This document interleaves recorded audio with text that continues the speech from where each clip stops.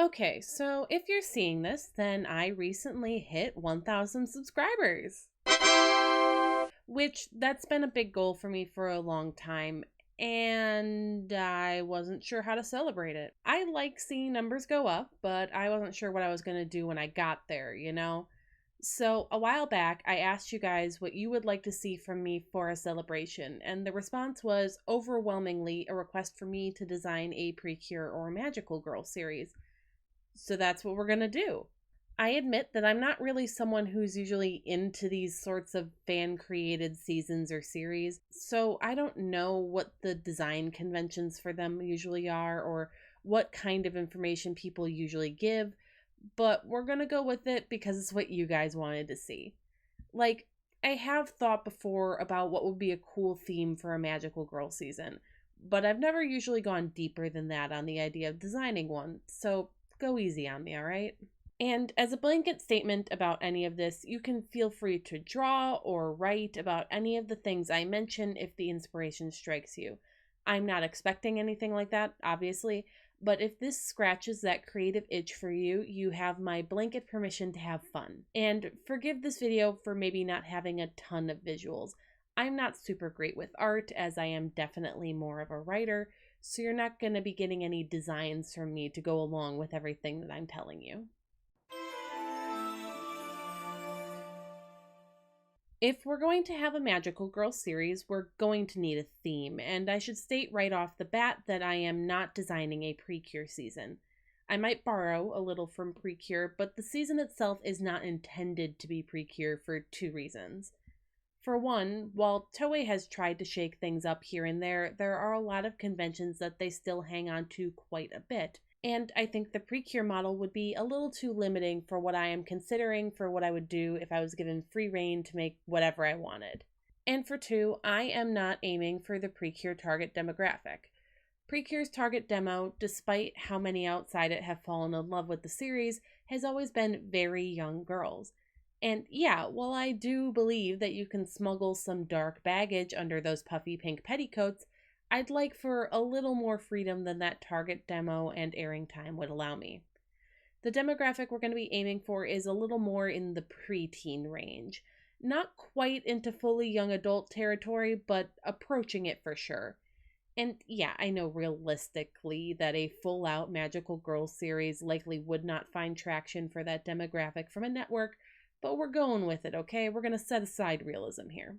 As for what the actual theme would be, I'm going to go with something that I know a little bit about: textile crafts. I've been a crocheter for nearly 10 years now, and before that, I was using a knitting loom for a few years. While I've not done every form of textile craft, knitting continues to be a witchcraft that eludes me. I am aware of many of them. They're an art form of their own that a lot of us can tend to overlook. Revolutions in technology means that knitting, weaving, and sewing are things that machines can do now, so they've been a little bit trivialized. Why spend hours measuring, cutting, and sewing your own shirt when you can run to the store and pick one up on the cheap? Mass production is great and all, but it can make us undervalue the work that goes into a handmade garment or something similar. We also have the issue that while anyone can enjoy this sort of craft, they are stereotypically perceived as being feminine. If there's one thing that I know, it's that art forms or activities that are viewed as feminine can end up being undervalued and dismissed. These are things that take a lot of effort and skill, so I want to highlight that at least a little bit. Each member of our team is going to be connected to one or more of these textile crafts. We'll get into how each specific one connects to them when we talk about the character ideas I have in mind. I am not going to be able to encompass the entirety of textile crafts in them, I know, but I'm going to try and cover as many as I can with 5 characters. I admit I couldn't find a place for macrame, for example. And while I have no specific title in mind for this, I think it would have to be something along the lines of handmade with love. Because the thing I really want to focus in on is that act of creation and the effort that it takes. One does not simply whip out a sweater in an afternoon. I should know, I've crocheted 5 of them, and each one took forever. While I might not be a fan of the heavy fan service elements of My Dress Up Darling, What kept me watching that show was how much it focused in on the work that goes into creating a cosplay, that act of creation. That's what I want us to look at when doing this and keep in mind. How much it means to do something like that, both for the creator of the item and those who might receive it from them. Characters, huh? Like I said, I'm not stellar with art, so you're not going to get what any of these characters look like, but I am going to describe my vague idea. I toyed around with making them in one of those magical girl dress up doll things, but given that those are so often made up of parts taken from existing magical girl designs, I chose not to. I didn't want to make a collage. I also don't have any names for these characters or what their magical forms would be called. I am actually really bad at coming up with names for characters. Just ask the D&D group that I DM for when they asked me for the name of a character that was not supposed to have one. As such, I'm just going to be referring to these characters by the craft that they are associated with. Feel free to come up with names in the comments to your heart's delight, and if I find any that I think suit them, I might put together a pinned comment with my favorites gathered up. So our lead character is going to come with a little bit of a bias because she's going to be based after my craft. That's the one I know about, so it just makes sense that I would show it a little bit of favoritism. But also, if this is an anime, it also makes sense to a certain level. Amigurumi, which is stuffed animals made with crochet, went through much of its early development in Japan. So our lead is going to be Miss Crochet. She's going to be generally good-natured and sweet, your typical protagonist. Mabel will give her a bit of a fiery streak when she's upset, but it's not going to be all that often. I picture her as being someone that's not really all that extroverted, but if you do strike up a conversation with her, she can keep it going with you very easily. She also will not start the series as a crafter. The way I envision the series starting is just after the death of her grandma, and in the process of going through grandma's things, her mother or father ends up bringing home a big tote bin that's full of grandma's crafting supplies. I know it's unrealistic that a crafter would only have one tote bin of supplies, but work with me here. Anyway, I'm thinking that maybe there's a bit of yarn hanging out from the lid of the box, and she needs some for a school project. So she just asks if she can take the whole box to her room, and does. When she opens up the box, she finds it packed full of all kinds of yarn and starts going through it. Buried somewhere in the middle, though, she finds two things. One is a plastic bag that's tied shut, and the other is a small zippered bag, like a pencil case. When she opens the zippered bag up, it's full of crochet hooks of a variety of different sizes. The plastic bag looks like it's got more yarn in it, so she sets that aside for the moment. Digging around in the rest of the yarn, she ends up finding a yarn ball that has something stuck in it. When she pulls it out, it's a crochet hook with a fancy design, different from the plainer looking hooks in the pouch. I picture it as having something decorative on the non-hook end, or having a decorative end to the handle like these hooks do.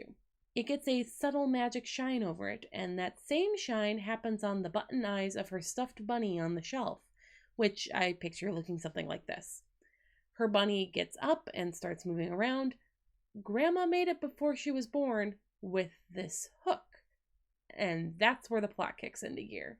I picture her learning crocheting as a way to feel closer to her grandmother after she's gone, since the two of them weren't really that close. And our stuffed bunny is going to serve as a sort of bridge here, able to tell stories about Grandma and Grandma's crafting. As for the plastic bag that she found, that's going to be her personal goal after a few episodes once she's gotten into the basics of crocheting a little more. In the plastic bag is an unfinished crochet project, just barely started, and the pattern that it was following printed out, along with the yarn needed to complete it, several different colors. A project that Grandma never finished.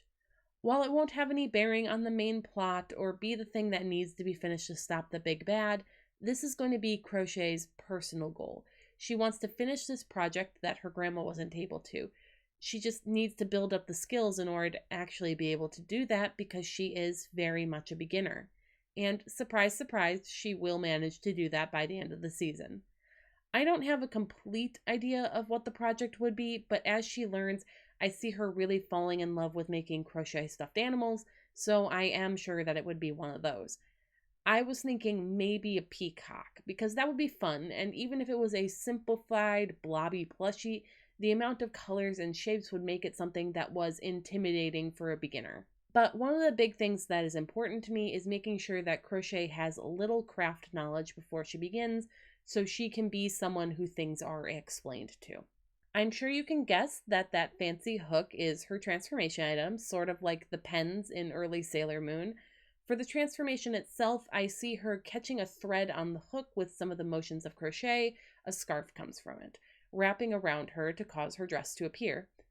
Shape-wise, I think it would be something with little puff sleeves and a puffy skirt, probably something like the shape of Monica's dress.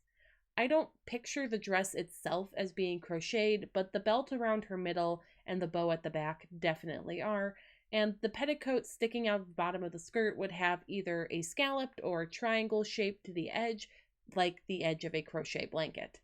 Waist length wavy brown hair, but with two little space buns on top that have little crochet covers with a ribbon holding them on, sort of like these doorknob covers.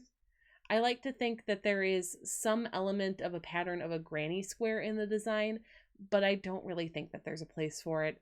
While I love a granny square blanket or bag, I find the stereotypical granny square design to be garish when it's part of clothing. And then her crochet hook would get stuck through one of her buns like it was stuck through a yarn ball. Crochet is also going to have a teal and white color scheme, and that one is self-indulgent because the hook I learned to crochet with was a teal one. The next person in the group is going to be Miss Embroidery. I picture her as being very energetic, in contrast to the fact that she is interested in such a detail-oriented subject. And I see her as having done this since she was very young, as a way of decorating her clothing and expressing herself. Like, this girl doesn't own any clothing that she hasn't added at least a little decoration to. Sometimes those decorations are sweet and cute, but other times they can be really garish. This girl loves maximalism. I also see her as being very interested in the historical aspect of these crafts. Like, walking into her room, I want to see a huge medieval tapestry hanging on the wall, and her friends are wowed, but she just points out that historically tapestries were woven, not embroidered. She just thinks they're cool. She'll be knowledgeable about weaving, but she won't actually be a weaver. She just knows about it because it relates to her interest in historical textiles. But her embroidery is just beautiful since she's been doing it for so long. Even if people might not like her designs, you can't deny her craftsmanship. So for her arc, over the course of the season, we're going to have people that just don't like her work. I don't think it's outright bullying, but it is like side comments that sort of get to her, you know? So when she knows she's going to be around a lot of people, she only wears things with appropriate designs on them. Little flowers and stars and cutesy stuff, instead of the shirt that she added horseback knights running along the bottom of. And instead of putting on a brave face, she'll actually get confident in her designs and really proud of them.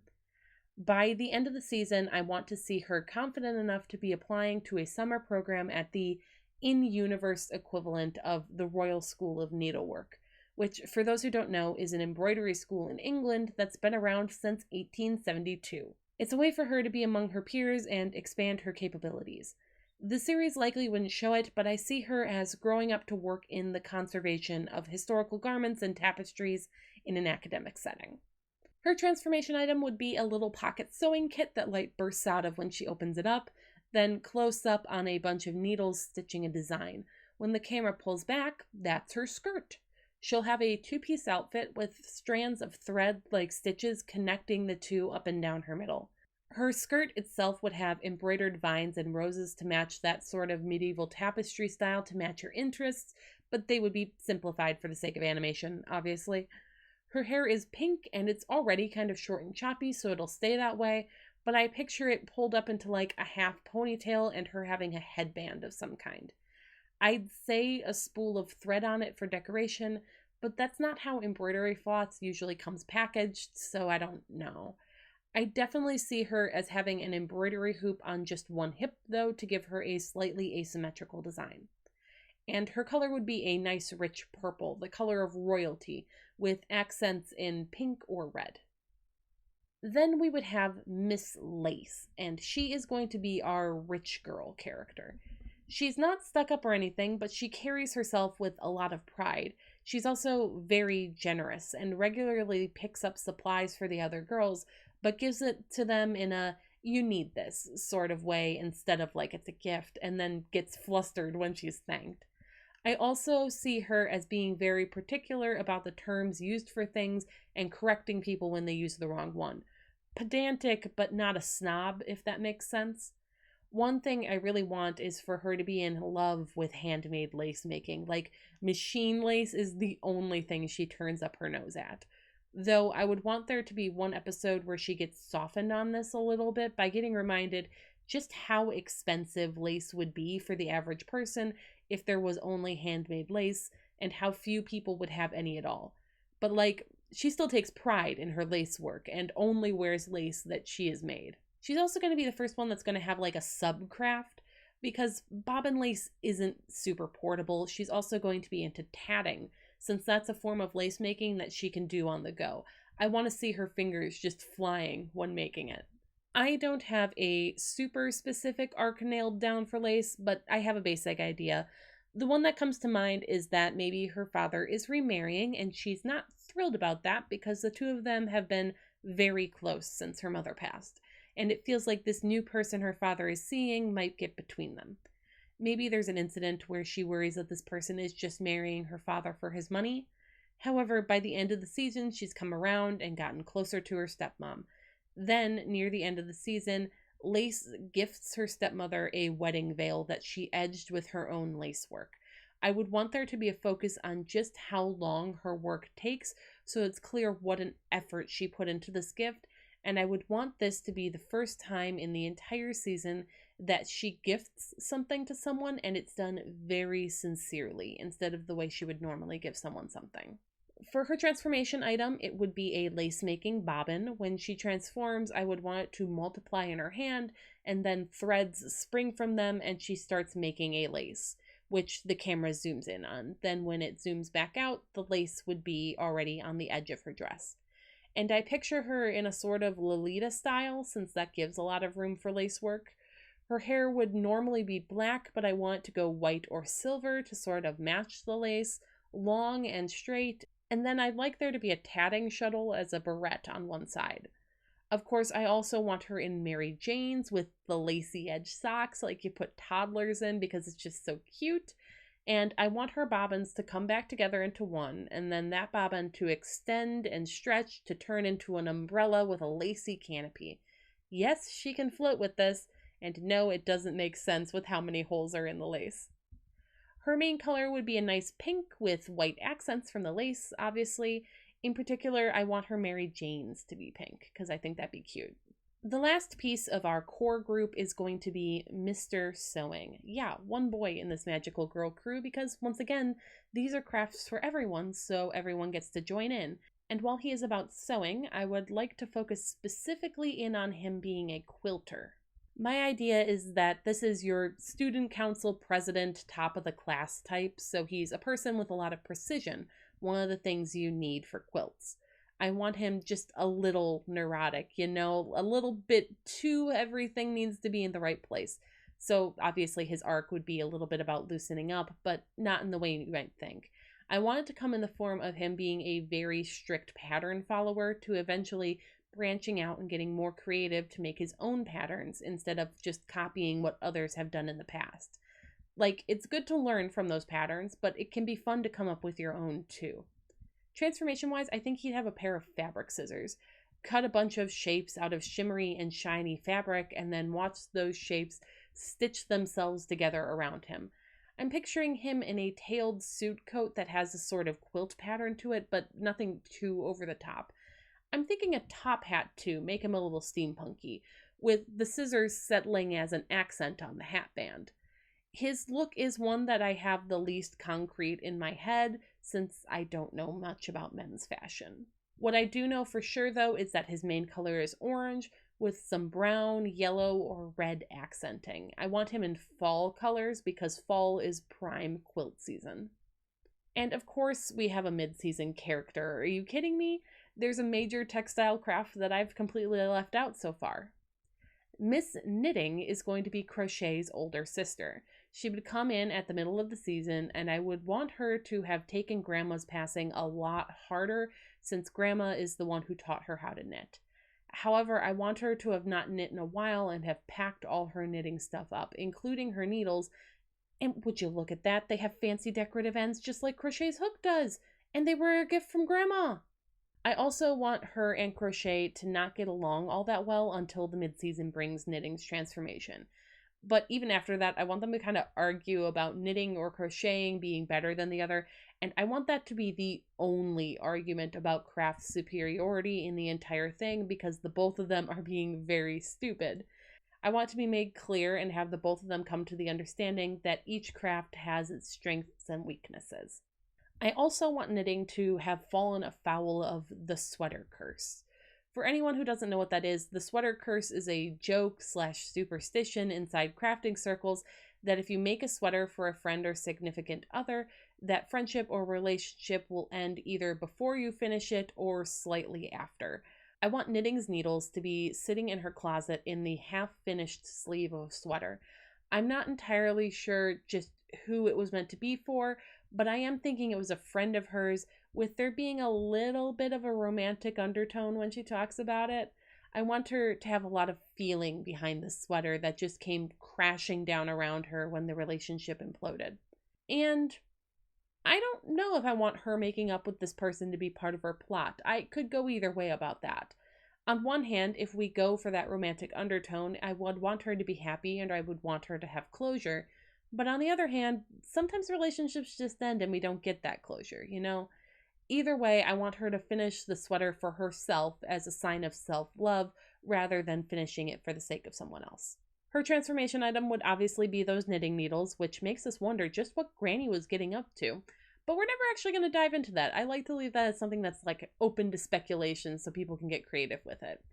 Her transformation is pretty similar to Crochet's in my mind, with her magically whipping out a big knitted piece that wraps around her. I want to play into Knitting and Crochet being kind of sister crafts, so they would have the same basic dress shape, but I want Knitting to have a big, like, white fluffy sweater over the top of it. Her hair is going to get pulled up into a ponytail, but with big bangs hanging out of the front, obviously, and her knitting needles are going to get stuck crisscrossed at the base of the ponytail like they're holding it in place. And her colors would be a rich, deep royal blue with navy accents. And in the back half of the season, I think it would be kind of fun if she picked up yarn spinning and started making her own yarn for her and Crochet to use. So there was one person who specifically mentioned in the comments of my post asking what I should do for 1,000 subscribers, wanting to know what my take for a mascot for the season would be, so I guess I should talk about that. The mascot or magic companion of the season would be that stuffed rabbit I talked about before when I was talking about Crochet. I just think that's something you've had for a long time and maybe had just sitting on a shelf for a while, turning out to actually having some secret magic is really cool. Having a history with the grandma gives him some room to know what's going on with all the magic stuff and explain it too. I don't have a name in mind for him though, so let's just call him Bunny. I would have Bunny be the only one. I don't want to imply that everything that's been made with the magic craft tools will come to life, so I would want it to be like Grandma had to go through a very specific process to make Bunny be like this. Can't have Crochet and Knit just whipping out new lives on the regular after all. Personality-wise, I see him as being sort of a cross between Luna from Sailor Moon and Tart from Fresh Precure. I want him to be kind of blunt and forward, but I also want there to be a sweetness to him at the same time. I'd like if we could have a joke with him here or there, but I don't want him to be a comedy character. Like I said before, his function would really be to be a bridge between Crochet and her grandmother and to foster her relationship with crafting. I want her to sort of only realize all the work that went into making him after he's already like up and walking around. Like there are some of those glass pebbles for vases in the bottom of his feet, giving him the weight that is needed for him to actually walk around. His stitching is careful and consistent, those sorts of things. I also want everyone to make little outfits to put him in because it'd be silly and cute, maybe for an episode where they decide on a birthday for him or something like that. I'm going to admit, when it comes to the rest of the cast, I have a lot less solid ideas of what I would want. I just have some one sentence summaries, though, if you're interested. I want Embroidery to have some kind of cool older mentor figure at some point, someone who really sees the talent that she has and is the one that pushes her towards applying for that embroidery program. I picture this as being a woman in like her 20s or 30s that like has a leather jacket and rides a motorcycle, that kind of a character. Obviously, Lace's dad is going to be a big figure for her. I see him as being someone who has a lot of power in whatever industry he's in, but he uses that less to crush business competitors and more to get the free time that he needs to spend with his daughter. Sewing has a dog. It's not that relevant. I just want him to have a little Papillion that he loves and is immaculately trained. The villains are another aspect that I don't have as clear in my mind as I want to. I just have ideas of what I would like them to represent. I don't have formed characters for these, though, so don't expect any detail on them in particular. And trust me, I wish I had more in mind for this, since I think weak villains are something that can be a real drag on a series. But villains aren't my strong suit, as much as I love a good villain. If our heroes are going to be presented as a force of creation and creativity, I think it only makes sense that the forces that they're dealing with as their enemies are literal embodiments of destruction. And like, obviously, all magical girl villains are destructive in some way, but I don't want these to be just destructive, but means of destruction themselves. Like, I want one that's fire, one that's rot, one that is a storm that washes things away, things like that. And I don't see them as even being all that malicious, but just these entities that are doing what they're meant to do. But when it interferes with people and puts them in danger, that's when it becomes a problem. And I want that to be the ultimate takeaway for these characters at the end of the season, that nothing lasts forever and everything eventually fades away or comes apart. Pull on that loose thread too much because you're worrying about it, and you'll unravel all the work you put in without even realizing it. I don't want to do the whole redemption thing with the villains because I don't want the ones that are on the front line to be actually bad. I want them to be and feel like they're a force of nature that was pushed in the wrong direction. The overall big bad of the season would be the one that pushed them into that position, and I see this as being a sort of person who saw destruction and wasn't able to convince themselves to rebuild, or couldn't focus their efforts enough to put in the effort to rebuild. Lacking in creative spirit and the patience to see a long project through, concerned with nothing but short-term results. And I wouldn't want to see any redemption here. I want him to stay bitter to the end. Not everyone can be convinced, unfortunately. I just want them to do away with the big bad, to let the natural forces that he took control of move back into their regular patterns. Okay, that's all of the big stuff out of the way. Here are just some plot ideas I have for things that might happen in an episode or as part of a season. Little things I think it could be fun to see or explore. I would want Bunny to get seriously maimed. Like, in the process of the season going on, I want one of his arms or legs to just get absolutely torn off with the stuffing coming out of the limb and everything. I want him to hit the ground and not get back up, eyes dull. The damage has ruined him and he's just sort of gone. None of them have any idea what to do about this. I want Crochet to pick up his pieces very carefully and take him home. The yarn of the limb got so torn up that it's not able to be fixed by just sewing it back on. The whole thing would need to be replaced. But Crochet doesn't have the right yarn to match perfectly and isn't confident enough in her skills to just attempt something like this. So Bunny stays gone for a handful of episodes, just laying on Crochet's bed or shelf as a reminder of that moment. Then I want there to be some episode where Crochet gets herself together, and I want to see her try.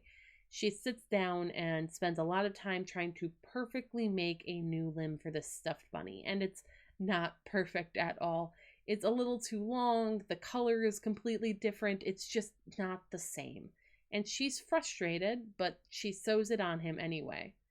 And Bunny is back, but with a limb that's not quite right. Like, maybe if it's the leg, he walks a little lopsided now because one is a bit longer than the other, and he's just a little bit different because he was made by two different people now. But that's okay. He's still Bunny in so many ways, and they still love him, even if the experience he's been through have changed him a little. I'd love to see an episode where Lace keeps transforming when she doesn't need to because she is desperate to work out the pattern of her parasol that she gets when she transforms because she really wants to recreate it. I want to see that Sewing is friends with a bunch of little old ladies in his neighborhood. No real plans beyond that, just like he's hanging out and getting sewing tips from old women. I'd love to see Knitting find a sweater pattern that she really likes, but end up apprehensive to make it because a sweater went so badly for her last time. I want to see Bunny get thrown in the washing machine at some point, intentionally or unintentionally. I'd like to see the group all attend a craft fair together, either setting up a shared table or just walking around and getting inspired. I'd also like bits that aren't focused on crafting, but on relationship building between them. And of course, I would love to see them do things like combine their disciplines, like Lace tats a little applique for someone else to put on their project. I admit there isn't a lot of plot point stuff that I've thought about. Keep in mind that I came up with all of this in a few days. I'm sure that this is something that my mind will idly come up with new ideas for now and then, but also I'm not someone who makes this kind of media. That's not what I do. For as much as I love looking at this stuff and picking it apart, I don't think I would necessarily be suited for making something like this, even if the opportunity came up. I used to write a lot when I was younger, like notebook upon notebook of ideas and characters and all that. I wrote for a long time, mostly just fragmented scenes and stuff like that. What that reading and a college experience based on literature gave me was a pretty damn good understanding of story structure and how to pick these things apart, how to figure out what's going on under the hood, a view into how stories work and how they develop and execute their themes.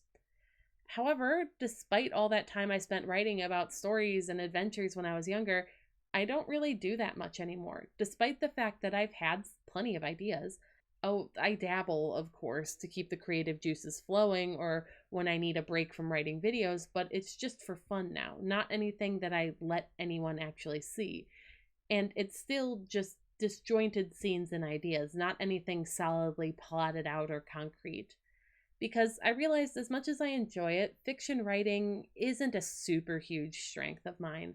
In particular, I don't think I'm very good at writing dialogue. I'm passable, sure, but not good enough for anywhere near professional work. It would be fun for me to write a novel or something like that someday, but I don't see it as a vital part of my life plan like I did when I was a teenager.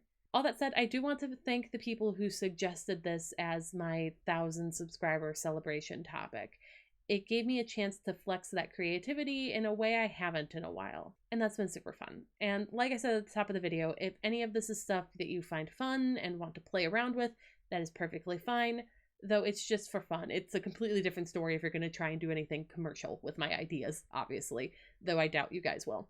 And that's about it. So thank you for being subscribed. It really means a lot to me. I mean, we've hit 1,000 subscribers and that's kind of crazy. I don't think I ever actually expected that we would reach this point. I'm sure that you can tell that I am off script by this point. Obviously, subscriptions, comments, likes, that's all super cool, and I would love if you guys do that. I have seen the statistics for how many of you watch my videos and are not subscribed. I see you, I know what you're doing. But if you want to support me more directly, I do have a Patreon linked in my description. Obviously, don't feel any obligation. It'd just be cool to have you over there, and I've got a little bit of bonus content if you're interested in it. Thanks again.